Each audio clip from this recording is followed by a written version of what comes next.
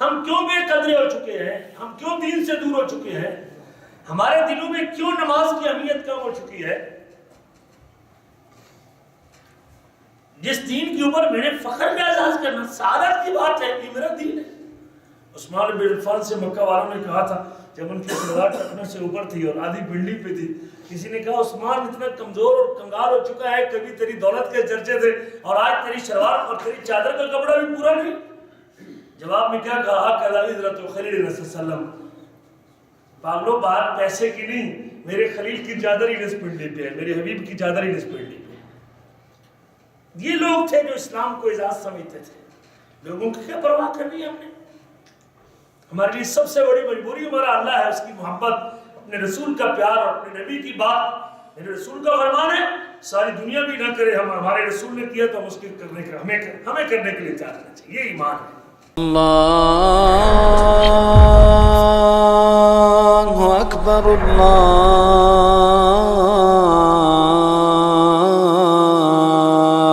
اکبر۔ ان الحمد للہ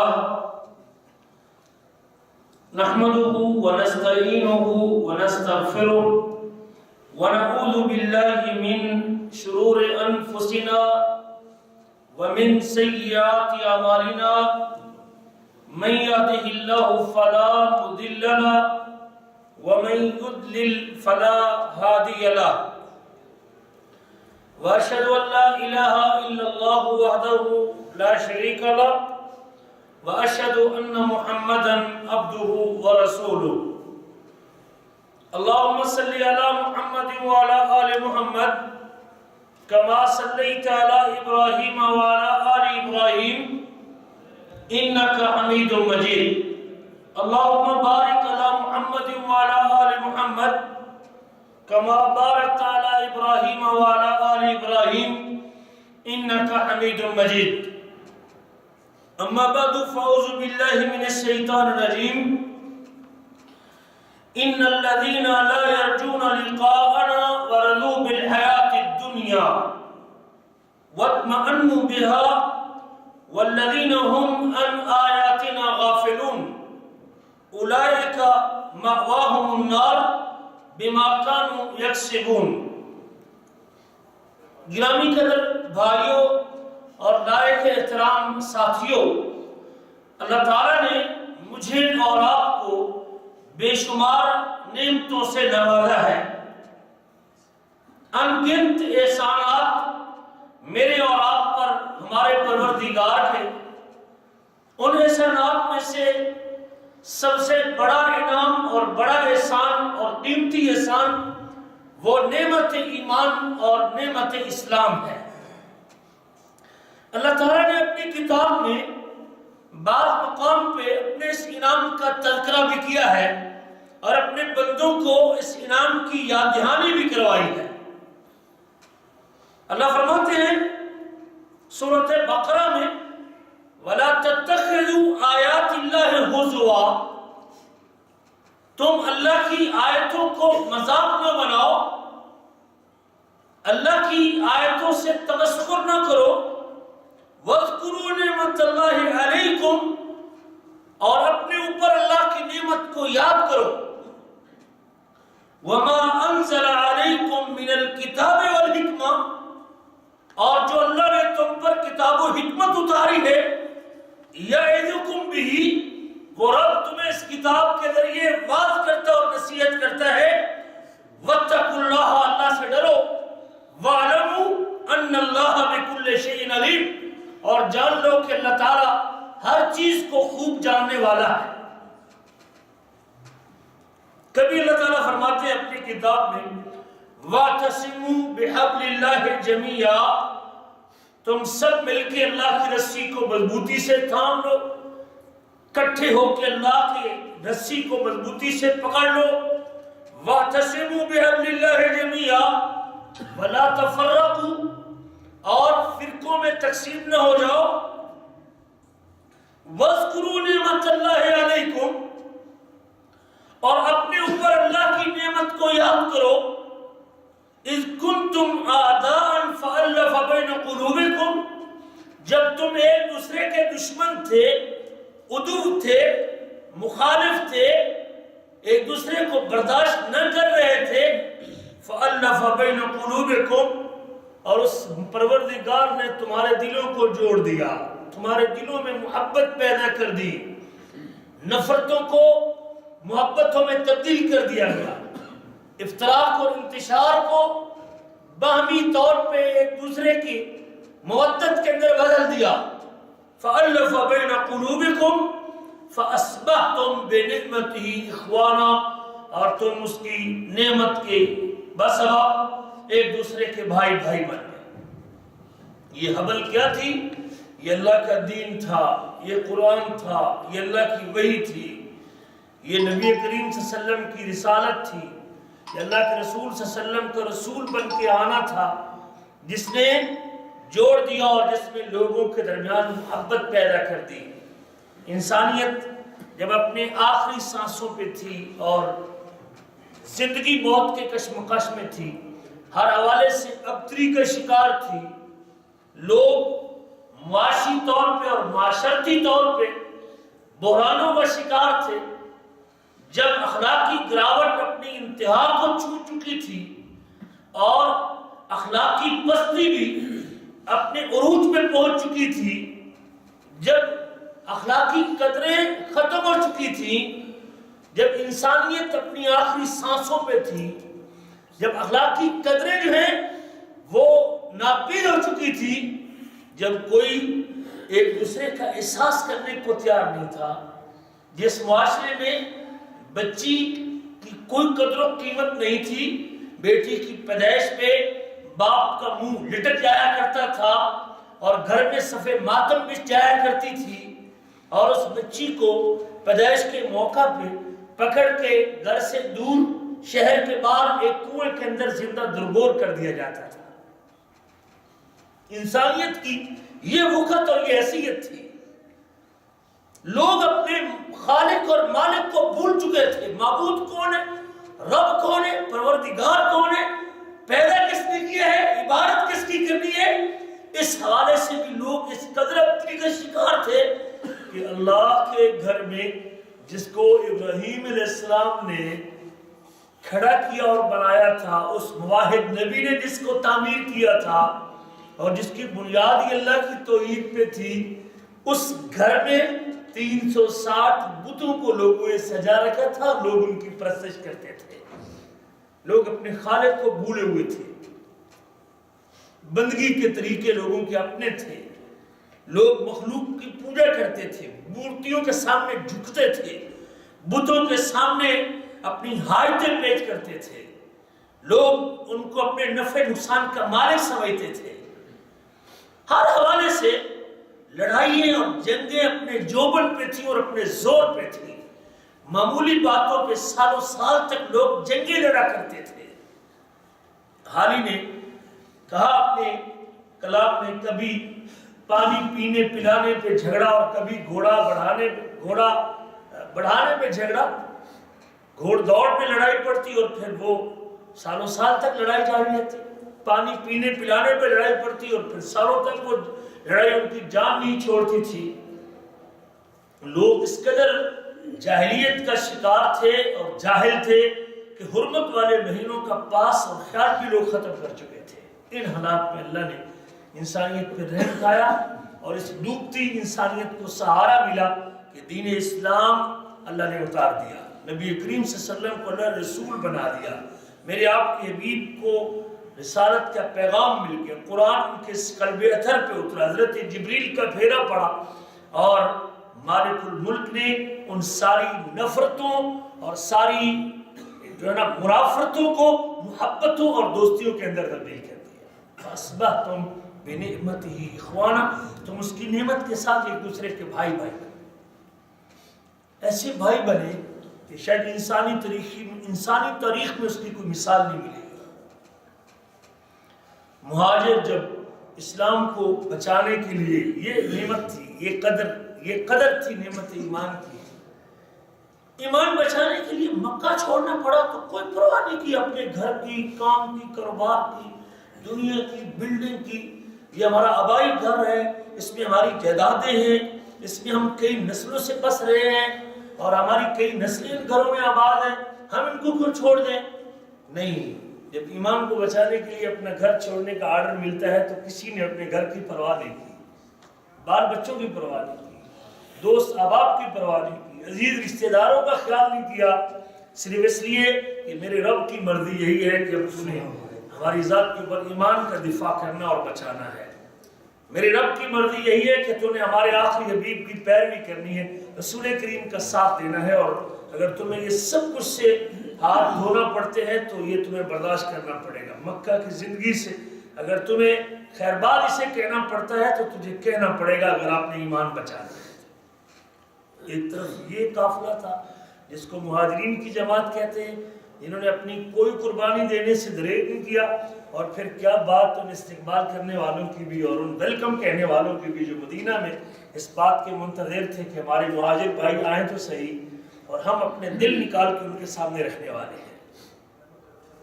حضرت عبدالرحمن بن عوف رضی اللہ تعالیٰ عنہ جب منڈی کا راستہ پہنچتے ہیں، انصاری مسلمان اسے کہتے ہیں میری 2 بیوی ہیں، میں ایک کو طلاق دیتا ہوں، انظر ایہما شئت، ابھی پردے کے احکام نہیں آئے تھے، ان میں سے تو دیکھ لے جو تو چاہتا ہے میں اس کو طلاق دیتا ہوں تو اس سے نکاح کر لے۔ منڈی کا راستہ پوچھتے ہو، گھر بار چھوڑ کے آئے ہو، یہ ہمارا مال تمہارا مال ہے۔ اللہ کے رسول نے مواخات قائم کر دی، انصاری اور مہاجر کو بھائی بھائی بنا دیا، وہ اس کی ساری کفالت کرتا تھا، مہاجر کا سارا بوجھ اٹھاتا تھا۔ فرمایا یہ میرا مال ہے، اس کو 2 حصوں میں تقسیم کر دیتا ہوں، آدھا آپ استعمال کیجیے، آدھا میں استعمال کروں۔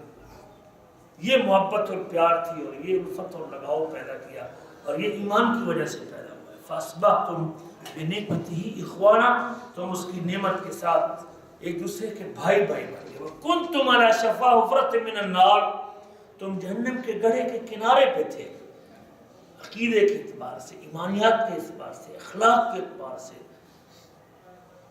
کنتم علی شفا حفرۃ من النار فانقذکم منها، اللہ تعالیٰ نے تم کو اس سے بچا لیا۔ کذالک یبین اللہ لکم آیاتہ لعلکم تہتدون، اسی طرح اللہ تعالیٰ اپنی آیتیں کھول کے بیان کرتا ہے، اللہ بیان کرتا ہے اپنی آیتوں کو، واضح کرتا ہے اپنی آیتوں کو، لعلکم تہتدون، تاکہ تم راہ پا جاؤ۔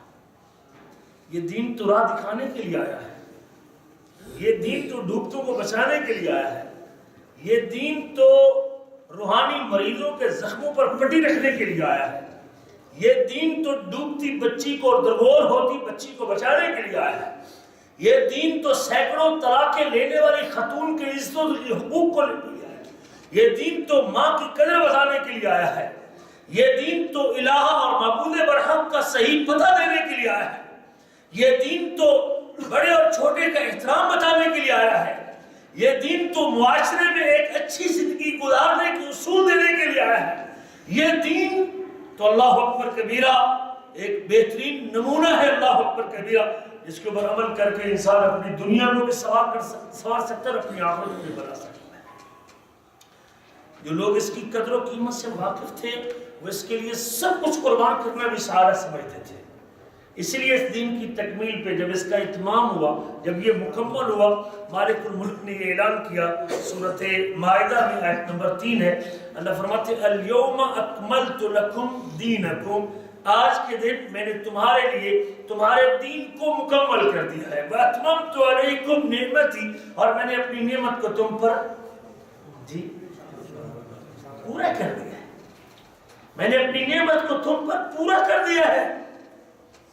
یہ اللہ کا احسان ہے، اللہ نے اس کو انعام کہا، اللہ نے اس کو نعمت کہا ہے۔ میں نے اپنی نعمت کو، میں نے دین کو مکمل کر دیا، اور یاد رکھو کہ یہ دین صرف دین نہیں ہے، میرا انعام بھی ہے تم پر، میں نے اپنی نعمت کو پورا کر دیا ہے۔ اور آخری جملے پہ غور کرنا، وَرَضِيتُ لَكُمُ الْإِسْلَامَ دِينًا، میں نے اگر تمہارے لیے کسی دین کو پسند کیا ہے، وہ عرش بری کا مالک، وہ رب ذوالجلال، اگر وہ راضی ہے میرے اور آپ کے کسی مذہب اور دین کے اختیار کرنے پہ، تو وہ کون سا دین ہے؟ دین اسلام ہے۔ ذرا اس کے اوپر غور کیجئے کہ اللہ کی چاہت، کہ اللہ کی مرضی کیا ہے۔ اللہ کی مرضی یہ ہے میرے بندے میں تجھ پہ راضی ہوں اگر تیرا دین اسلام ہے تو، میرے بندے میں نے تیرے لیے اگر کوئی دین میں نے چاہا ہے، اللہ کہتے ہیں میں نے اگر تمہارے لیے کوئی دین چاہا ہے، میں رب چاہتا ہوں کہ تو دین اختیار کرے تو وہ دین اسلام ہے، میں رب کی مرضی ہے کہ تو دین پہ چلے تو دین اسلام ہے، میں اللہ اگر کسی دین کو آسمان پہ پسند کرتا ہوں تو دین اسلام ہے۔ اسی لیے اللہ نے کہا ان الدین عند اللہ الاسلام، اللہ کے ہاں اگر کوئی دین ہے تو وہ کون سا دین ہے؟ اسلام ہے۔ اللہ یہ بھی فرماتے ہیں وَمَن يَبْتَغِي غَيْرَ الْإِسْلَامِ دِينًا فَلَن يُقْبَلَ مِنْهُ، جو اسلام کے علاوہ کوئی اور دین تلاش کرے گا، کوئی اور مذہب، کوئی اور منہج، کوئی اور راستہ، اس سے قبول نہیں کیا جائے گا۔ میرے عزیزو، اس دین کی قدر کیجیے، اللہ کی بہت بڑی نعمت ہے۔ اللہ نے ذکر کیا اپنی کتاب میں لَقَدْ مَنَّ اللَّهُ عَلَى الْمُؤْمِنِينَ اِذْ بَعَثَ فِيهِمْ رَسُولًا، اللہ نے مومنوں پر یہ احسان کیا کہ ان میں ایک رسول بھیجا ہے۔ رسول کی آمد تو باعث برکت ہے، باعث رحمت ہے۔ وَمَا أَرْسَلْنَاكَ إِلَّا رَحْمَةً لِلْعَالَمِينَ، ہم نے حبیب کبریا کو صرف آپ کے جسم کو یا آپ کی تعلیمات کو بھی، جی صرف آپ کے ذاتی وجود کو، آپ کی زبان مبارک سے نکلنے والی باتیں وہ عقیدے کے حوالے سے، اخلاق کے حوالے سے، آداب کے حوالے سے، ماں باپ کے حقوق کے حوالے سے، بچوں کے حقوق کے حوالے سے، مزدور کے حقوق کے حوالے سے، عامل کے حقوق کے حوالے سے، اجیر کے حقوق کے حوالے سے، مالک کے حقوق کے حوالے سے، رسول کریم کی زندگی کو ہم نے تمہارے لیے نیک اور نمونہ بنایا۔ آپ نے جو رہنمائی کی ہے یہ رحمت ہے۔ وَمَا أَرْسَلْنَاكَ إِلَّا رَحْمَةً لِلْعَالَمِينَ، ہم نے تم پہ احسان کیا ہے کہ محمد کریم تمہارے رسول ہے، ہم نے تم پہ انعام کیا ہے کہ رسول کریم تمہارے رہبر ہے، ہم نے تم پر انعام کیا ہے کہ تم اللہ کے رسول کو رسول ماننے والے ہو۔ یتلو علیہم، وہ تم پر اللہ کی آیتیں پڑھتے ہیں، وہ تمہارا تزکیہ کرتے ہیں، وہ تم کو پاک کرتے ہیں، کتاب و حکمت کی تعلیم دیتے ہیں۔ اللہ کا شکریہ ادا کریں کہ تمہارے ہاتھ میں کتاب ہے، اللہ کا شکریہ ادا کریں کہ تم پر محمد کریم کتاب کی تلاوت کرتے ہیں، اللہ کا شکریہ ادا کریں کہ محمد کریم تمہارا تزکیہ کرتے ہیں۔ وَإِن كَانُوا مِن قَبْلُ لَفِي ضَلَالٍ مُبِينٍ، اگرچہ آپ کی آمد سے پہلے کہ نہ کتاب تھی، نہ وحی تھی، نہ قرآن تھا، نہ تزکیہ تھا، نہ حکمت تھی، نہ سنت تھی، تو لوگ کھلی گمراہی میں تھے۔ یہ اللہ کا احسان ہے۔ مجھے تو چاہیے تھا میں اس نعمت کی قدر کرتا، اس کو سنبھال کے رکھتا، اس پہ اپنا سب کچھ نشاور کرتا، اس کو اپنا اوڑھنا بچھونا بناتا، میں اس کے اوپر فخر کا اظہار کرتا، میں اس کے اوپر اللہ تعالیٰ کا شکر گزار رہتا۔ یا رب تیری مہربانی ہے کہ تو نے مجھے انعام دی، مجھے اسلام کی نعمت سے نوازا ہے۔ اللہ تو نے ایمان کی نعمت سے مالا مال کیا، لیکن آج ہم اسلام سے تنازل لینے کی کوشش کر رہے ہیں، تھوڑا تھوڑا کر کے، ایسا ایسا کر کے اسلام سے دستبردار ہونے کی کوشش کر رہے ہیں، اسلام سے جی چھڑانے کی کوشش کر رہے ہیں، حاکم بھی، عوام بھی، علماء بھی، قرآن بھی، کسی طرح اس سے جان چھوٹ جائے۔ اسلام کو بوجھ سمجھنا شروع کر دیا ہمارے لوگوں نے، اسلام کو ہم نے اپنے آپ کو بیکورڈ، اسلام کو ماننا اپنے آپ کو بیکورڈ کرنے کے مترادف سمجھا ہوا ہے۔ یہ پتھر کے دور میں لے کے چلا جائے گا، یہ فنڈامنٹلسٹ لوگ ہیں، یہ بنیاد پرست لوگ ہیں، یہ تو پیچھے لے کے چلے جائیں گے، یہ تو قوموں کی ترقی روک دیں گے۔ جو اللہ کا احسان تھا، اور جس نے واللہ ڈوبتی گندے بدترین معاشرے کو ترقی سے سرفراز کیا تھا، اس سستی انسانیت کو اور ڈوبتی انسانیت کو ترقی کس نے دی؟ کس نے دی؟ اسلام نے دی ہے بھائی، ایمان نے دی ہے، دین نے دی ہے۔ کون سی برائی تھی، کون سی برائی ہے جو مکہ کے ماحول میں نہیں تھی؟ سود ان میں تھا، زنا ان میں تھا، جھوٹ ان میں تھا، فراڈ ان میں تھا، دھوکہ ان میں تھا، اللہ کی بندگی کے حوالے سے انحراف ان میں تھا، رسولوں کی تعلیمات کو چھوڑا ہوا تھا ان لوگوں نے۔ مجھے بتائیے کون سی برائی اس معاشرے میں نہیں تھی، اور ان تمام برائیوں کا علاج کس نے کیا؟ اسلام نے کیا ہے۔ آج میں اس نعمت کی قدر کرنے کی وجہ سے بھاگنے کی کوشش کرتا ہوں، نہ چہرے پہ اسلام، نہ لباس پہ اسلام، نہ نماز ہماری زندگی میں، نہ نماز کی فکر، نہ روزے کی فکر، نہ زکوٰۃ کی فکر، نہ اخلاق کی فکر، نہ حقوق اللہ کے پاس، نہ حقوق العباد کے پاس، نہ بندوں کا خیال، نہ صلہ رحمی، نہ اخلاق، نہ آداب۔ ہم اس سے دور بھاگنے کی کوشش کر رہے ہیں۔ یہ متوا ہے اور یہ مولوی ہے، اس سے بچ کے یار شادی کے اوپر دیکھو جو کرنا ہے سائڈ پہ کر رہے ہیں۔ ہمارے فنکشن دیندار لوگوں سے خالی، وہ روک دے گا کہ میں اس گندگی سے، بے حیائی سے، وہ روکے گا؟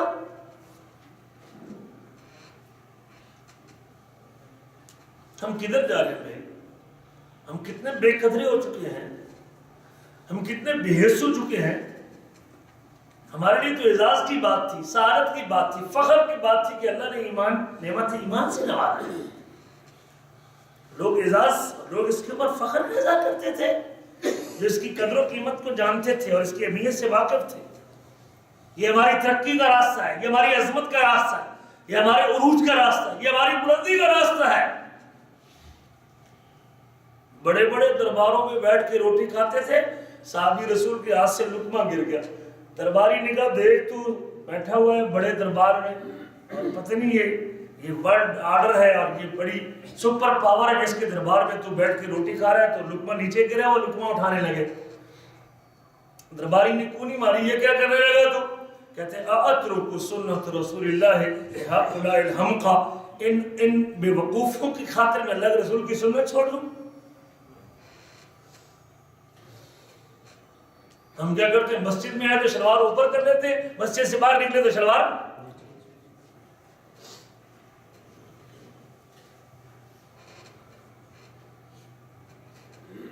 راضی رہے رحمان بھی اور راضی رہے شیطان بھی، دو نمبری کرتے اللہ تعالیٰ سے، دھوکہ کرتے اللہ تعالیٰ، سمجھتے کہ مسجد میں اللہ دیکھتا ہے اور مسجد سے باہر اللہ نہیں دیکھتا۔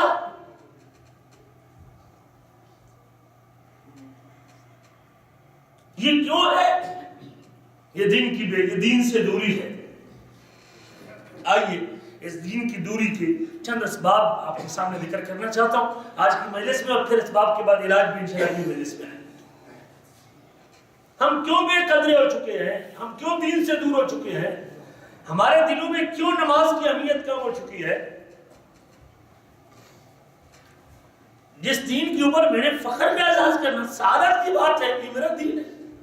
عثمان بن عفان سے مکہ والوں نے کہا تھا جب ان کی سلوار ٹخنے سے اوپر تھی اور آدھی بلڈنگ پہ تھی، کسی نے کہا عثمان اتنا کمزور اور کنگال ہو چکا ہے، کبھی تیری دولت کے چرچے تھے اور آج تیری شلوار اور تیری چادر کا کپڑا بھی پورا نہیں۔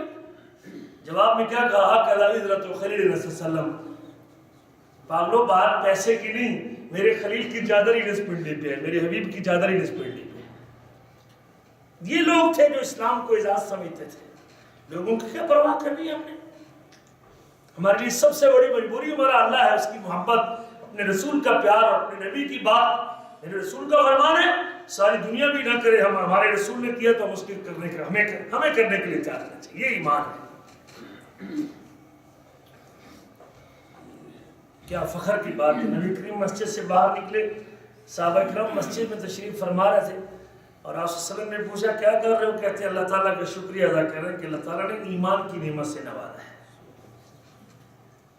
اللہ کا شکریہ ادا کر رہے ہیں، اللہ کی حمد کر رہے ہیں کہ اللہ نے نعمت ایمان سے مالا مال کیا ہے۔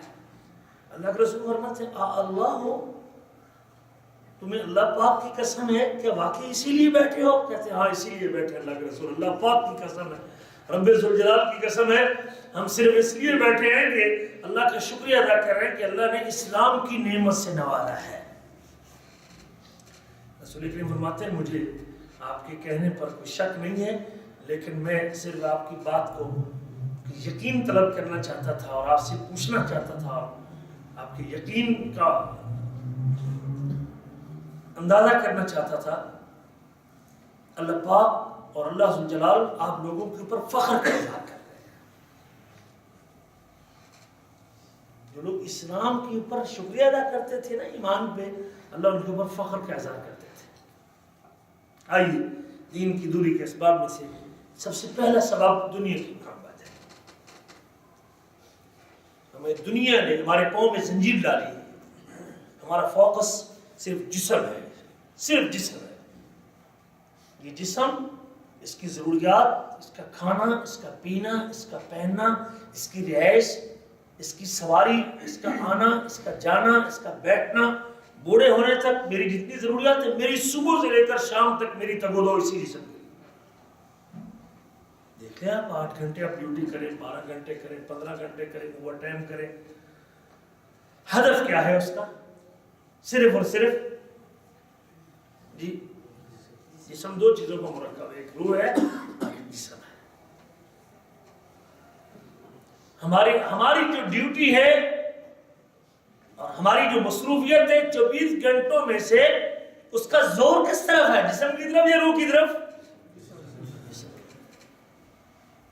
اپنی اولاد کا، اپنے بچوں کا، میں خود بھی، ہمارے والدین نے بھی ہماری یہ تربیت کی کہ بس یہ دنیا ہے، دنیا کماؤ، اچھا بنو، اچھا مال کماؤ، اچھا گھر، اچھی بلڈنگ، اچھا مکان، اچھی کوٹھی، اچھی سروس، نوکری، ڈاکٹر، انجینئر۔ اس لیے ہم اپنے بچوں کی تربیت، بیٹا آپ نے کیا بننا ہے؟ پائلٹ بننا ہے۔ آپ نے کیا بننا ہے؟ میں نے ڈاکٹر بننا ہے۔ آپ نے کیا بننا ہے؟ میں نے جناب انجینئر بننا ہے۔ آپ نے کیا بننا ہے؟ میں نے سائنسدان بننا ہے۔ خود کبھی یہ نہیں کہہ رہے کہ بیٹا آپ نے اچھا مسلمان بننا ہے کہ نہیں بننا ہے۔ یہ ہدف ہے ہمارا۔ ہم نے بچوں کو بچپن جب باپ کے پہلو میں بیٹا سویا ہوتا ہے نا، تو ہم اس کو یہی سکھانا، یہی ان کے دل میں ڈالتے ہیں کہ بیٹا اچھا ڈاکٹر بننا ہے، آپ نے یہ جہاز اڑ رہا ہے نا، آپ نے پائلٹ بننا ہے، جی جہاز جانا ہے۔ ڈاکٹر کو دیکھا آپ نے، ڈاکٹر بننا ہے، ڈاکٹر تو بن جائے گا، وہ پائلٹ تو بن جائے گا، وہ سائنسدان تو بن جائے گا، انجینئر تو بن جائے گا، لیکن 5 وقت کے نمازی۔ یہ زہر کس نے فیڈ کیا اس کے ذہن میں؟ دودھ کے فیڈر کے ساتھ اس کے کان کے اندر جو آپ نے زہر فیڈ کیا ہے، یہ باپ نے کیا اس کے ذہن کے اندر۔ یہ دوری کس نے پیدا کی اس کو؟ یہ ہم نے پیدا کی، ہم نے خود اس کے ذہن میں ڈالا۔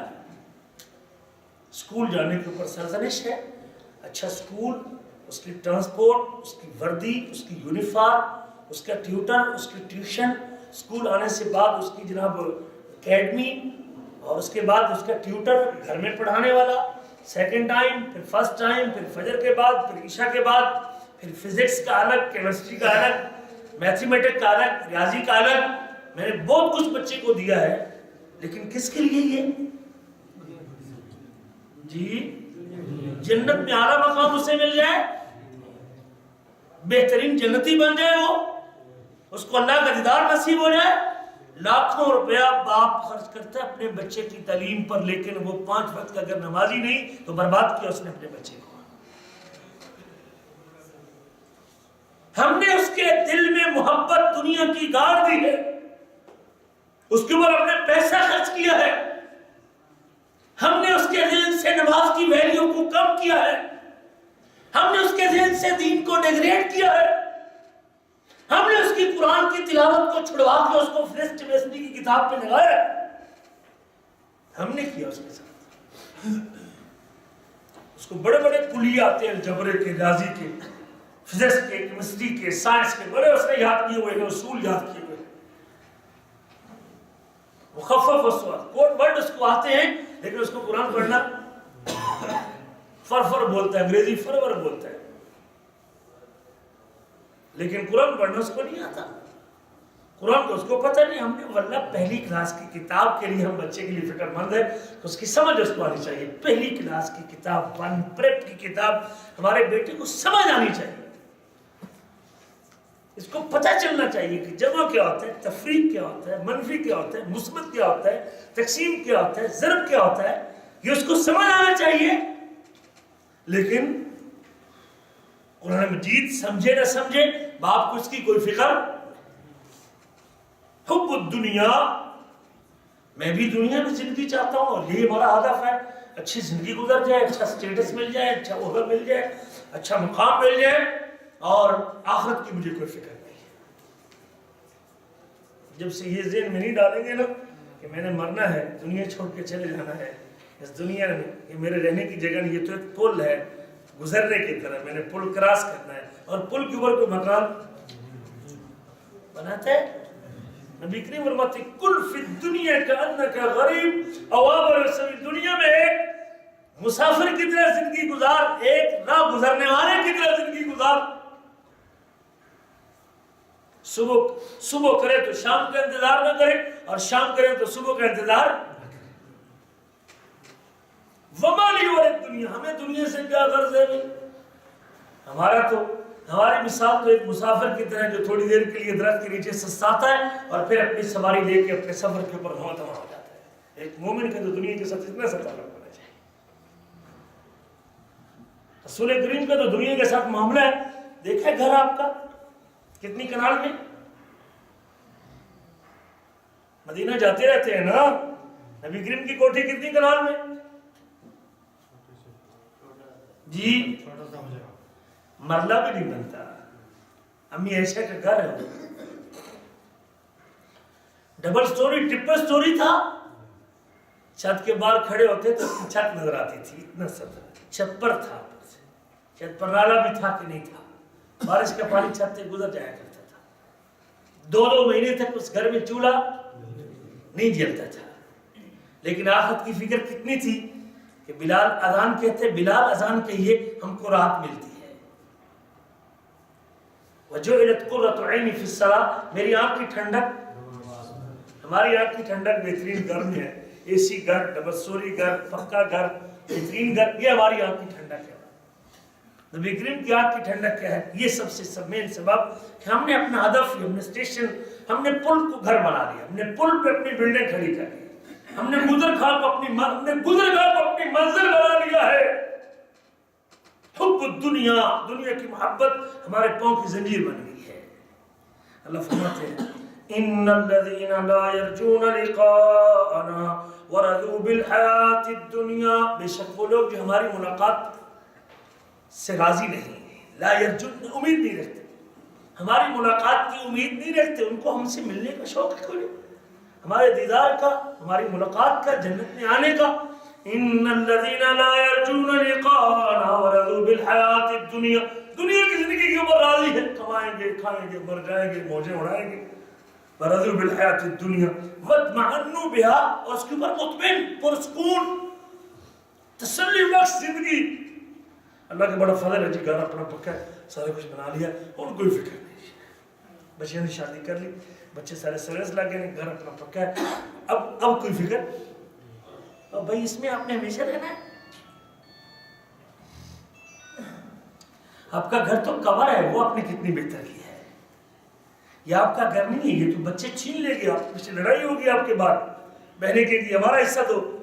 اور کچھ ظالم تو ایسے ہیں کہ باپ پہلے زندگی میں اپنے بیٹوں کے نام کروا کے چلے جاتا ہے تاکہ بیٹیوں کو کل حصہ نہ مانگنا پڑے. ہم اپنی عاقبت کو خراب کر رہے ہیں لوگوں کی دنیا سنوارنے کے لیے. اللہ اکبر کبیرہ میرے عزیزو, یہ دنیا کی محبت, ہم اطمینان میں بڑے سکون میں, بس اونلی ایک مکان, ایک دکانہ, 2-4 لے لیے, بس وہ سلسلہ چل جائے گا. وہاں پہ سعودی حالات خراب بھی ہو جاتے ہیں, کوئی پریشانی نہیں. مطمئن ہے والذین هم عن آیاتنا غافلون, وہ لوگ جو ہماری آیتوں سے غافل ہیں. کونی آیتوں سے بھی غافل ہے اور شرعی آیتوں سے بھی غافل ہے. اولئک مأواہم النار, ان کا ٹھکانہ جہنم کی آگ ہے. بما کانوا یکسبون, جو وہ کماتے تھے, جو بدعمالیاں کرتے تھے, برے کام کرتے تھے, اس کی وجہ سے وہ جہنم کی آگ میں چلے جائیں گے. ہر برائی کی جڑ, ہر گناہ کی جڑ یہ دنیا کی محبت ہے. امام ابن کثیر کہتے ہیں قرآن کی آیت کی تفسیر میں, یعلمون ظاہرا من الحیات الدنیا, لوگ دنیا کی ظاہری زندگی کا بڑا علم رکھتے ہیں, دنیا کی ظاہری زندگی کا بڑا علم رکھتے ہیں. وہم عن الآخرت ہم غافلون, اور آخرت سے وہ غافل ہیں. دنیا کے بڑے ماہر ہیں, MBA کیا ہے جی, اس نے BSc کیا ہے جی, اس نے MCS کیا ہے جی, اس نے MSc کیا ہے جی, اس نے ڈاکٹریٹ کی ڈگری کی ہے جی, اس نے C کام کیا ہے, اس نے B کام کیا ہے, اس نے D کام کیا ہے, اس نے جی پتنی بہت کچھ. ماہر بینکر ہے جی, یہ بڑا ماہر ہے جی, یہ ماہر معاشیات ہے اور معیشت میں بڑا, اس نے پوری دنیا میں نام کمایا ہوا. سب کچھ ہے, لیکن فجر کی نماز وہ اٹھ کے پڑھتا ہے. ناکام یا کامیاب, وہ M کام, B کام, C کام, D کام, سب کچھ, لیکن دین کے اندر ناکام, آخرت کے اندر ناکام. جس کی فرض نماز چھوٹتی, جس کو یہ احساس نہیں. چاند میں پہنچنے والے کو بھی یہ پتہ نہیں کہ اس کائنات کو بنایا کس نے. یعلمون ظاہرا من الحیات الدنیا وہم عن الآخرت غافلون, وہم عن الآخرت ہم غافلون, اور آخرت سے غافل ہے. اللہ کون ہے؟ مالک کون ہے؟ خالق ہے، رازق ہے، معبود برحق ہے، عبادت کے لائق ہے، 5 نمازوں کا پابند کیا ہے، اخلاق کو بہتر کرنا ہے، حلال کمانا ہے، سود کو چھوڑنا ہے، اٹھنا ہے، مرنے کے بعد جواب دہی ہے، حساب کتاب ہے، حشر نشر ہے، نامہ اعمال ہے، پل صراط ہے، جنت یا جہنم ہے، اس سے غافل ہیں لوگ۔ امام ابن کثیر کہتے ہیں اکثر لوگ دنیا میں بڑے ماہر، دنیا کمانے میں، دنیا گھمانے میں، دنیا کی تجارت میں بڑے حساب، عقل مند اور بڑے فطین اور بڑے، لوگ کہتے ہیں مٹی جی ہاتھ مار دیتے سونا بڑھ جاتی، بڑے ماہر ہیں دنیا میں، لیکن آخرت کے معاملے میں جس نے اس کی جنت کو بنانا تھا، جہنم سے بچانا تھا، اللہ کے دیدار سے مشرف کرنا تھا، مالک الملک کی محبت سے اور اللہ تعالیٰ کی محبت ملنی تھی جس وجہ سے، اور جس بنیاد پہ جامع کوثر پینا تھا، اس سے مغفل کن ذہن، اس کو کچھ سمجھ نہیں آتا، نہیں جی میری زبان سے نہیں چلتی ہے، اے دعا میری زبان سے نہیں چلتی، یہ جو آپ نے دعا سکھائی استاد یہ میری زبان سے نہیں چلتی۔ امام حسن بصری کہتے ہیں لوگ دنیا میں باسکت اتنے ماہر ہوتے ہیں کہ انگوٹھے کے اوپر بھی درہم رکھ کے بنا دیتا ہے کہ درہم کا وزن کتنا ہے، دینار کا وزن کتنا ہے، درہم کا وزن کتنا ہے، یوں حرکت کر کے ایسے ایسے گھماتا ہے اپنے انگوٹھے کے اوپر درہم کو اور بتا دیتا ہے کہ اس کا وزن کتنا ہے، یہ پورا ہے یا ناقص ہے، اس کا وزن پورا ہے، لیکن وَمَا يُحْسِنُ يُصَلِّي، لیکن اس کو نماز پڑھنے نہیں آتی۔ اللہ فرماتے یا ایھا الناس ان وعد اللہ حق، لوگو اللہ کا وعدہ سچا ہے، فلا تغرنکم الحیات الدنیا، تم کو دنیا کی زندگی دھوکے میں نہ ڈال دے، ولا یغرنکم باللہ الغرور، اور تم کو شیطان دھوکوں کے اندر مبتلا نہ کر دے۔ آج سب سے بڑی رکاوٹ دین کے حوالے سے، شریعت کے حوالے سے، ہم شریعت کو دوسرے تیسرے چوتھے نمبر پہ رکھتے ہیں۔ دین اور شریعت کو صرف مرتے وقت، پیدا ہوتے وقت چاہیے مولوی کی ضرورت ہے، نکاح کے وقت مولوی کی ضرورت ہے، اور مرتے وقت جنازے کے بعد مولوی کی ضرورت ہے، ورنہ مجھے اور زیادہ دین سیکھنے کی ضرورت ہے۔ ہر ایک کی ضرورت ہے بھائی، آپ کے دنیا کمانے کے دور اصول سیکھ رہے ہیں، اور دنیا کی ڈگری لینے سے پہلے آپ کو اپنی عاقبت کو سنوارنے کے لیے اپنے اتنا علم حاصل کرنا واجب تھا جس سے میری اور آپ کی عاقبت اور آخرت بننی تھی۔ دین کی دوری کے اسباب میں سے ایک سبب جہالت ہے، لا علمی ہے، ایمان کی کمزوری ہے، ہمیں پتہ ہی نہیں کہ ایمان کسے کہتے ہیں، ارکان ایمان کا ہمیں علم نہیں، ارکان ایمان کتنے ہیں ہمیں یہ علم نہیں، ارکان ایمان کتنے ہیں، ہماری تھیوری نظریہ ہی ٹھیک نہیں ہے۔ 2 چیزیں ہیں کامیابی کے لیے، ایک تھیوری ایک پریکٹیکل، ایمان اور عمل اس کو کہتے ہیں۔ دنیا قبر اور آخرت میں کامیابی کے لیے 2 چیزوں کی ضرورت ہے، ایک کا نام ایمان ہے اور دوسرے کا نام عمل ہے، ایک تھیوری اور دوسرا پریکٹیکل ہے، ایک آپ کا نظریہ اور سوچ ہے اور دوسرا اس کو سوچ کے مطابق اپنے آپ کو ڈھالنا ہے۔ اسی کو اللہ نے قرآن مجید میں 50 مقام پہ ذکر کیا ہے، وَالْعَصْرِ إِنَّ الْإِنسَانَ لَفِي خُسْرٍ إِلَّا الَّذِينَ آمَنُوا، آمنوا میں آپ کی تھیوری ہے، آپ کا علم ہے، آپ کا عقیدہ ہے، آپ کا سوچ ہے، آپ کی تصور، آپ کا نظریہ ٹھیک ہونا چاہیے، اور عامل الصالحات میں اس نظریے کے مطابق آپ نے اپنے آپ کو ڈھال کے دکھانا ہے۔ میں جو سوچ رکھتا ہوں کہ اللہ میرا رب ہے، 5 وقت نماز پڑھ کے بتا دے کہ اللہ میرا، ہماری تو تھیوری ٹھیک نہیں ہے بھی، ہمارا تو نظریہ ٹھیک نہیں ہے، ہمارا تو اعتقاد ہی درست نہیں ہے، ہمیں تو ایمان کے 5-6 بنیادی ارکان کا ہی پتہ نہیں ہے، ان کا پاس کرنا تو دور کی بات ہے۔ جہالت، لا علمی، ہمیں علم نہیں اور سیکھنے کا شوق نہیں، اس لیے کہ ہمارا ہدف ہی نہیں ہے اللہ سے ملاقات، جنت کا دیدار، سب سے بڑی کامیابی، ہم نے اپنا ٹارگٹ ہی نہیں بنا، اس کو ہدف اور گول ہی نہیں بنا۔ لا علمی اور جہالت، نہ اللہ کی ذات کا پتہ، نہ صفات کا پتہ، نہ اس کے ناموں کا پتہ، ہمیں نہیں پہچان اس کے، اللہ کے حقوق کی ہمیں پتہ نہیں کہ اللہ کے میرے اوپر کیا حق ہیں،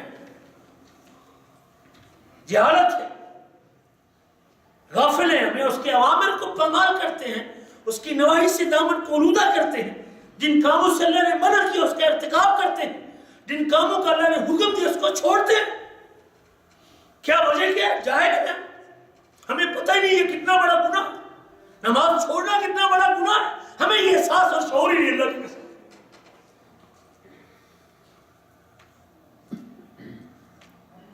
نبی کریم فرماتے ہیں جو مومن ہوتا ہے جب وہ گناہ کرنے لگتا ہے تو اس کو ایسے لگتا ہے کہ اس کے اوپر جیسے اس کے اوپر پہاڑ گر رہا ہے، اور پہاڑ تبھی گرے گا جب اس کو علم ہوگا کہ میں کتنی بڑی غلطی کرنے لگا ہوں، کس ذات کو دراز کرنے والا ہوں، کتنی بڑی ذات کا حکم پامال کرنے لگا ہوں۔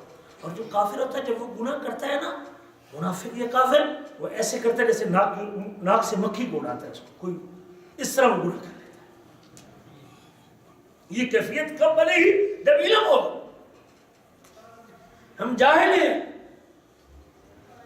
ہم اللہ کو بھولے ہوئے ہیں، ہم نے کلمہ پڑھا ہوا ہے لیکن کلمے کے تقاضوں سے نا واقف، ہم نے کلمہ پڑھا ہوا ہے لیکن کلمے کی ضروریات کو پورا کرنے سے ہم قاصر، ہم نے کلمہ پڑھا ہوا ہے، ہم اللہ کے حکم کو بھولے ہوئے۔ اللہ فرماتے ہیں اپنی کتاب میں وَلَا تَكُونُوا كَالَّذِينَ نَسُوا اللَّهَ فَأَنسَاهُمْ أَنفُسَهُمْ، اور ان لوگوں کی طرح نہ ہو جاؤ جو اللہ کو بھول گئے۔ اللہ تعالیٰ نے ان کو اپنا آپ بھی بھلوا دیا، اللہ نے ان کو اپنا آپ بھی بھلوا دیا، پھر اپنے آپ سے بھی گئے وہ۔ ان لوگوں کی طرح نہ ہو جاؤ۔ اولئک هم الفاسقون، یہ لوگ فاسق ہیں، نافرمان ہیں، اطاعت سے نکلنے والے ہیں۔ سورۃ توبہ میں کہتے ہیں نسوا اللہ فنسیہم، وہ اللہ کو بھول گئے اور اللہ ان کو بھول گیا، وہ اللہ کو بھول گئے، اللہ ان کو بھول گیا۔ اگر میں دین سے دور ہوتا جا رہا ہوں، فرائض چھوٹتے جا رہے ہیں، واجبات کو چھوڑنا یہ میرے اوپر گراں نہیں گزرتا، حرام کے ارتکاب سے میری طبیعت اور مزاج میں فرق نہیں پڑتا، گناہ کرتے وقت مجھے جرجری محسوس نہیں ہوتی، گناہ کرتے وقت میرے پسینہ نہیں آتا، گناہ کرتے وقت مجھے خوف نہیں آتا، اس کا مطلب ہے کہ اللہ نے مجھے اپنا آپ بھلوا دیا ہے، اتنا دور نکل گیا ہوں کہ میرا وہ فنکشن بھی کام کرنا چھوڑ گیا ہے۔ جس فنکشن نے مجھے بتانا تھا نا یہ حلال ہے کہ حرام ہے، جس نے انڈیکیٹ کرنا تھا، اشارہ کرنا تھا، وَنَفْسٍ وَمَا سَوَّاهَا فَأَلْهَمَهَا فُجُورَهَا وَتَقْوَاهَا، قسم ہے نفس کی اور اس کو ٹھیک ٹھاک کرنے کی، اللہ نے نفس کے اندر اس کا تقوی بھی بھر دیا ہے، اس کا گناہ بھی بھر دیا ہے۔ جس نے تقوی اور گناہ کا فرق کرنا تھا، ہمارا وہ سسٹم ہی ناکام ہو چکا۔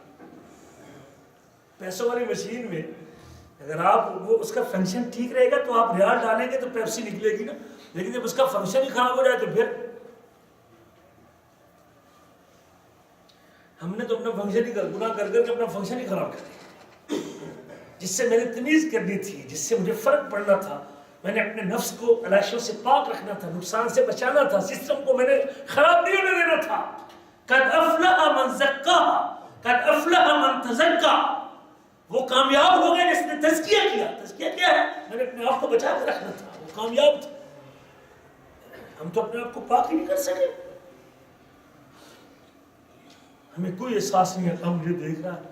سب سے بڑا اس وقت دین سے دوری کا، گناہوں کے لیے تیار رہنے کا اور گناہ کرنے کا ایک سبب کہ مجھے اللہ کا حیا ختم ہو گیا میرے اندر۔ حیا تب ہوتا جب مجھے علم ہوتا، جب اللہ کے بارے میں علم، وہ سمیع بھی ہے، علیم بھی ہے، قدیر بھی ہے، مجھے دیکھ رہا، اس سے کوئی چیز چھپی ہوئی ہے، میں اس کی نظروں کے سامنے ہوں، میرا رب میری ان حرکات کو دیکھ رہا ہے، کیسے گناہ کرے گا۔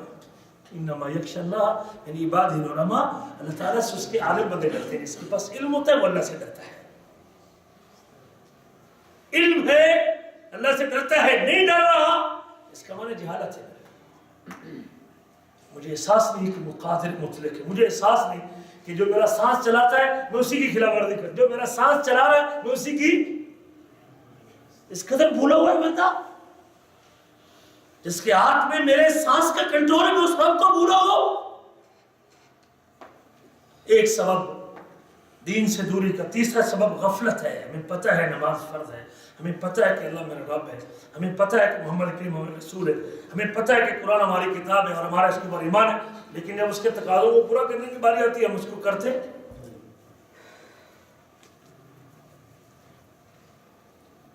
ہمیں پتہ ہے کہ دوائی کھانے سے طبیعت ٹھیک ہو جائے گی، بخار اتر جائے گا، یہ ٹی بی کے علاج کے لیے 6 مہینے کا کورس کرنا پڑے گا، لیکن پھر سستی اور غفلت کر جائے تو نقصان ہوگا کہ نہیں ہوگا؟ ہمیں پتہ ہے نماز فرض ہے، پڑھتے نہیں، غفلت ہے۔ ہمیں پتہ ہے کہ عبادت کے لائق اللہ کی ذات ہے لیکن اللہ کی بندگی کرتے نہیں۔ ہمیں پتہ ہے کہ محمد کریم ہمارے رسول ہے لیکن آپ کی تابعداری کرتے نہیں، یہ غفلت ہے۔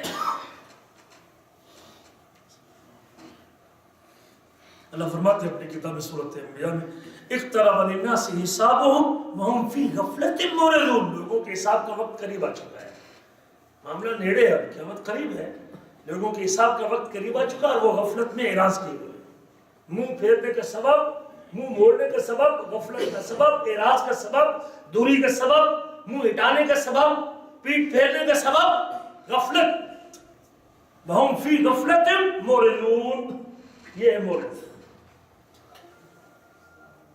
یہ بھی ایک فیکٹر ہے۔ ما یاتیہم من ذکر من ربہم محدث، ان کے پاس ان کے رب کی طرف سے کوئی نیا ذکر آتا ہے، کوئی نئی نصیحت آتی ہے، الا استمعوہ وہم یلعبون، اس کو سنتے ہوئے تو کھیلتے ہوئے سنتے ہیں۔ ہمارا بھی دین کے ساتھ یہ رویہ ہے، اول تو ہم سننے کو تیار ہی نہیں، اور اگر سنتے ہیں تو کھیل تماشے میں سنتے ہیں،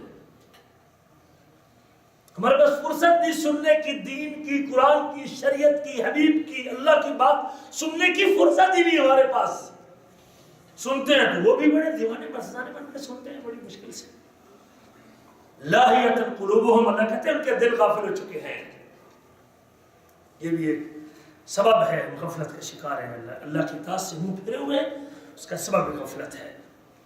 اللہ فرماتے ہیں اپنی کتاب میں فَوَيْلٌ لِّلْمُصَلِّينَ الذین هم عن صلاتهم ساہون، ان نمازیوں کے لیے ہلاکت ہے جو اپنی نمازوں سے غفلت برتتے ہیں، الذین هم یراؤون ویمنعون الماعون، جو برتنے کی چیزیں، جو دکھاوا کرتے ہیں اور برتنے کی چیزیں نہیں دیتے۔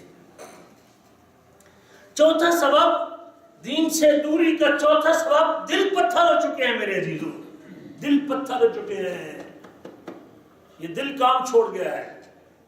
نبی کریم کا فرمان ہے الا ان فی الجسد مضغۃ اذا صلح صلح الجسد کلہ، خبردار بندے کے جسم میں ایک ٹکڑا چھوٹا سا لوتھڑا ہے، اگر یہ ٹھیک ہو جائے تو سارا جسم ٹھیک ہو جاتا ہے، اور اگر یہ برباد ہو تو سارا جسم، الا وہی القلب، خبردار وہ کیا ہے؟ دل ہے، دل سخت ہو چکے ہیں۔ اللہ فرماتے ہیں ثم قست قلوبکم من بعد ذلك فهي كالحجارة او اشد قسوة، پھر ان کے دل سخت ہو گئے، پھر تمہارے دل سخت ہو گئے اس کے بعد، اور وہ پتھروں کی مانند ہو گئے، اس سے بھی زیادہ سخت ہو گئے۔ فلولا اذ جاءهم باسنا تضرعوا، جب ہماری عذاب آیا تھا، ہماری پکڑ آئی تھی، مصیبت آئی تھی، طوفان آیا تھا، سیلاب آیا تھا، زلزلہ آیا تھا، ان کو چاہیے تھے گڑ گڑاتے روتے، یا اللہ اس مصیبت کو اٹھا دے، اللہ ہم تیرے بندے، اللہ ہم گناہوں سے توبہ کرتے ہیں، اللہ ہماری غلطی ہے۔ جب ہم نے شکنجہ مضبوط کیا، کلچ ٹائٹ کیا، لوگوں کو تو رونا چاہیے تھا، گڑ گڑانا چاہیے تھا، لیکن ہوا کیا؟ ولیکن قست قلوبہم، ان کے دل سخت ہو گئے۔ 2008 میں زلزلہ آیا تھا پاکستان میں، 2005 میں زلزلہ آیا تھا۔ زلزلے کے دنوں میں ایسے واقعات بھی دیکھنے میں سے کہ لوگ، خواتین کے جو بازو میں چوڑیاں تھی نا، اگر کسی سے وہ چوڑی اتر نہیں سکی تو ظالم بازو کاٹ کے لے کے چلے گئے۔ ایسے واقعات بھی لوگوں کے سنے گئے کہ اس طرح کر کے انہوں نے لوٹ مار شروع کر دی، اس عذاب اترا ہوا ہے، چیخیں زلزلے کی جا رہی ہیں، اور ان سے سونا اگر نہیں اتر رہا، انگوٹھی نہیں اتری، انگلی کاٹ لی، بازو کاٹ کے لوگ چلے گئے۔ اللہ کہتے ہیں کہ جب ہماری پکڑ آئی تھی ان کو گڑگڑانا چاہیے تھا، ولیکن قست قلوبہم، ان کے تو دل سخت ہو گئے۔ وَزَيَّنَ لَهُمُ الشَّيْطَانُ مَا كَانُوا يَعْمَلُونَ، اور شیطان نے ان کے لیے مزین بنا کے پیش کیا جو وہ عمل کرتے تھے۔ آج بھی ہمارے لیے ہمارا ٹی وی، ویسیآر، خبریں، ہمارا مسلسل سلسلہ وار پروگرام، وہ ہم سے نہیں چھوٹتا، نماز ہم سے چھوٹ جاتی ہے۔ دل سخت ہو چکے ہیں۔ فَوَيْلٌ لِّلْقَاسِيَةِ قُلُوبُهُم مِّن ذِكْرِ اللَّهِ، بربادی ان دلوں کے لیے، ان سخت دلوں کے لیے، وہ دل جو اللہ کے ذکر سے سخت ہو چکے ہیں، ان کے لیے بربادی ہی بربادی۔ جب دل سخت ہوتا ہے تو پھر آدمی اطاعت اور فرما برداری میں سستی کرتا ہے، نیک کاموں سے پیچھے رہتا ہے، پھر اس کے بعد فرصت نہیں ہوتی۔ اگر آپ سمجھ رہے ہیں کہ میرا دین کی طرف، قرآن کی تلاوت کی طرف، نماز کی طرف نہیں دل چاہ رہا، سمجھ لیں کہ پھر یہ بیمار ہے، دل بیمار ہے۔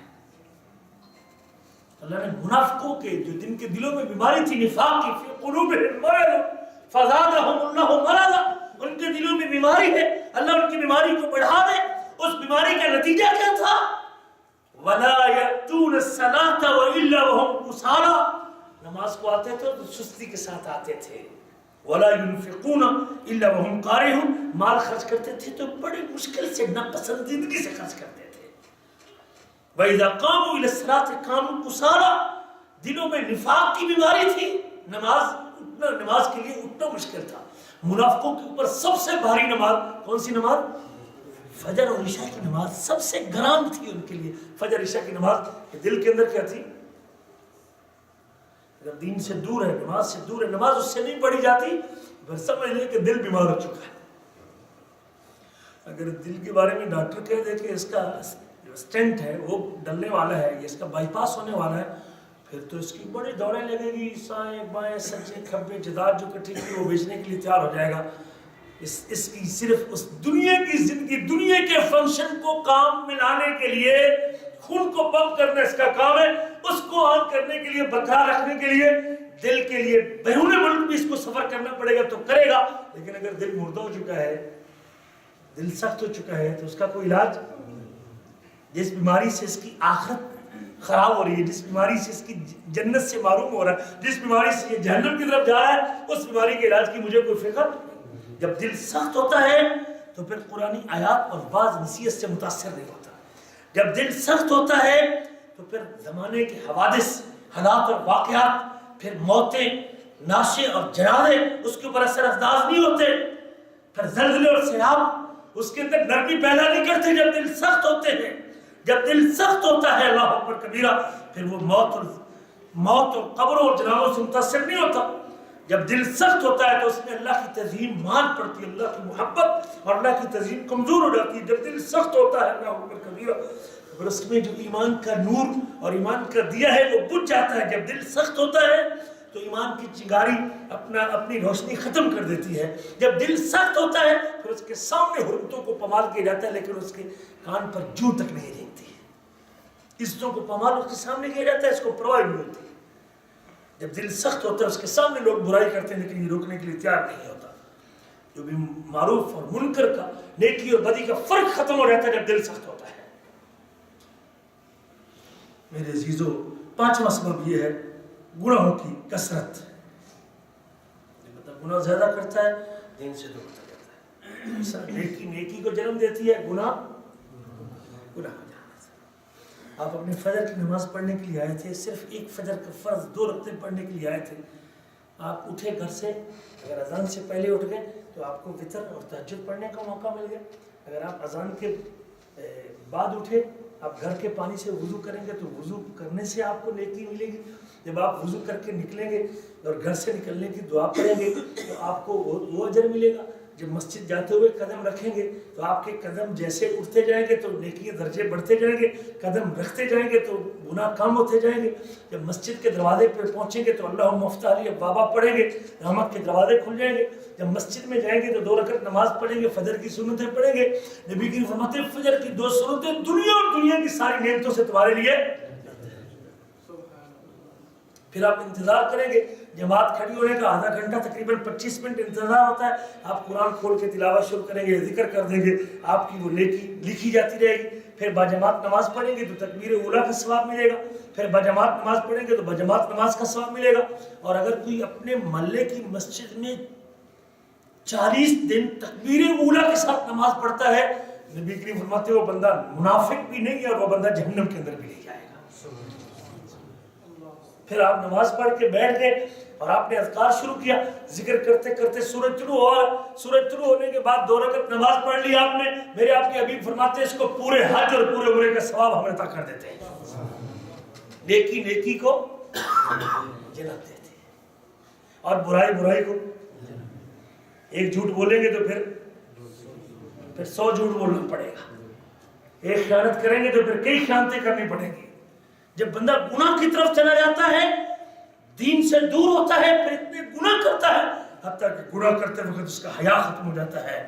میرے عزیزو، گناہ دین سے دوری کا چھٹا سبب بری صحبت اور برے دوست بھی ہے. جب آپ کی مجلس اچھی نہیں، آپ کے کلیگ اچھا نہیں، آپ کا دوست اچھا نہیں، جس کے ساتھ آپ کی روزانہ بیٹھک ہوتی ہے، جس روم میں آپ رہتے ہیں، اگر وہ لوگ نمازی نہیں تو آپ کبھی نمازی بن سکتے نہیں.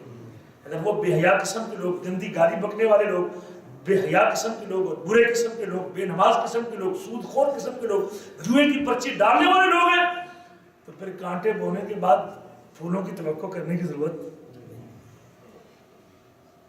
آپ کی مجلس ہی اچھی نہیں ہے، آپ جس ماحول میں رہتے ہیں آپ کا وہ ماحول اچھا نہیں ہے، یہ چیز بندے کو خراب کرتی ہے۔ اور یہ اللہ قرآن میں کہتا ہے وَيَوْمَ يُعْضُ الظَّالِمُ عَلَىٰ يَدَيْهِ، قیامت کے دن ظالم اپنے ہاتھوں کو کاٹے گا۔ یہ ہے یہ دانتوں کے ذریعے اپنے چمڑی کو دانتوں میں ڈال کے کاٹنا۔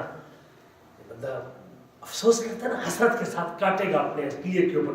یوم یعوذ الظالم علی یدیہ یقول یا لیتنی اتخذت مع الرسول سبیلا، کہے گا ہائے کاش، اے کاش میں نے رسول کا ساتھ اختیار کیا ہوتا، میں نے رسول کا ساتھ اختیار کیا ہوتا۔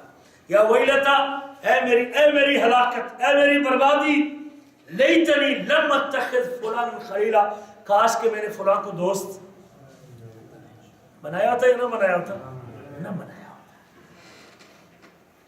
کاش میں نے فلاں کو دوست نہ بنایا ہوتا۔ اس نے کیا جرم کیا، اس نے کیا کیا میرے ساتھ؟ لقد اضلنی عن الذکر بعد اذ جاءنی، میرے پاس تو ذکر آ چکا تھا، نصیحت آ چکی تھی، لیکن اس کے بعد بھی اس نے مجھے گمراہ کر دیا، ذکر آنے کے بعد اس نے مجھے بھٹکا دیا تھا۔ یہ دوستی لیٹ ہوگی، کہتے ہیں جنس بہم جنس پروار، صحبت سالے ترا سالے کنند، صحبت تالے ترا تالے کنند۔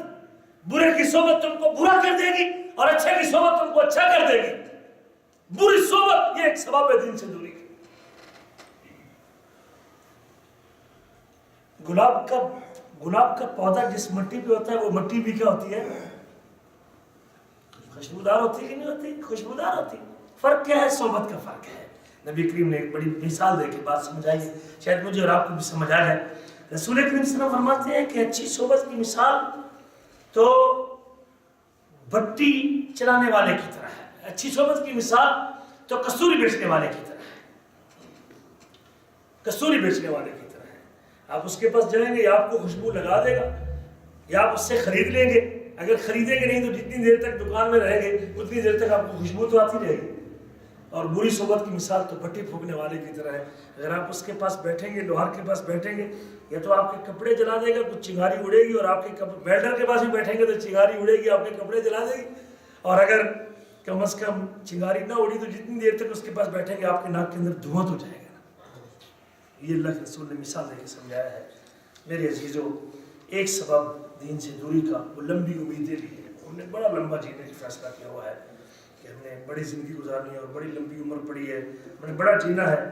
اللہ فرماتے ہیں ذرہم یاکلوا ویتمتعوا، چھوڑ دیجیے ان کو کھانے دیں اور پینے دیں، کھائیں اور فائدہ اٹھائیں، ان کو امید نے غافل کر رہے، یلہیہم الامل، ان کو امید نے غافل کر رکھا ہے۔ ہمیں جو امیدیں باندھ کے بیٹھے ہوئے ہیں نا کہ ہم نے اتنا جینا ہے اور یہ کرنا ہے اور وہ کرنا ہے، فسوف یعلمون، قریب بھی جانتے ہیں۔ یہ بھی ایک سبب ہے۔ نبی کریم کا ارشاد گرامی ہے، بندہ جب بوڑھا ہوتا ہے نا تو اس کی دو چیزیں جوان ہوتی ہیں۔ بندہ خود بوڑھا ہوتا ہے اور دو چیزیں جوان ہوتی ہیں۔ فرمایا ایک الحرص علی المال، اس کی عمر زیادہ ہوتی ہے اور مال کی حرص بڑھتی رہتی ہے۔ دوسرا الحرص علی العمر، عمر کی حرص بڑھتی رہتی ہے۔ جب بوڑھا ہوتا ہے تو عمر کی حرص بھی زیادہ ہوتی ہے اور جینے کی خواہش بھی ستاتی ہے اس کو، اور مال کی خواہش بھی اس کو ستاتی ہے۔ یہ بھی ایک سبب ہے دین سے دوری کا کہ ہماری امیدیں بڑی لمبی کی ہوئی ہیں۔